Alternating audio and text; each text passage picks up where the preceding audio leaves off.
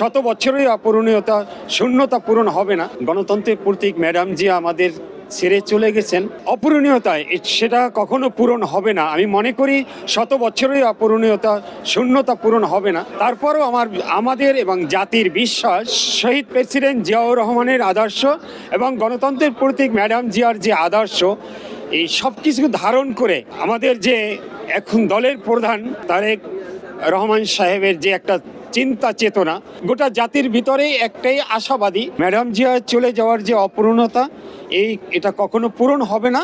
তারপরও আমরা আশা রাখি আগামী দিনের যে দেশ নায়ক, যে আগামী দিনের যে প্রধানমন্ত্রী হবেন, জাতির এবং সকলের ঐক্যবদ্ধ মতে নির্বাচিত ভোটের মধ্য দিয়ে তিনি আশা রাখি সেই পূর্ণতা আস্তে ধীরে কিছুটা কম হলেও পূরণ করতে পারবেন। তবে ম্যাডাম জিয়ার যে অপূর্ণতা সেটা খুব তাড়াতাড়ি পূরণ হবে না। তার যে একটা গণতন্ত্রের লড়াই ছিল, তার যে এই গণতন্ত্রের মুক্তির লড়াই, দেশকে সামনে উত্তোলনের লড়াই, তার যে সারা জীবন ৪৫ বছরের রাজনৈতিক জীবনের ইতিহাস অবদান, সেটা বলে শেষ করা যাবে না।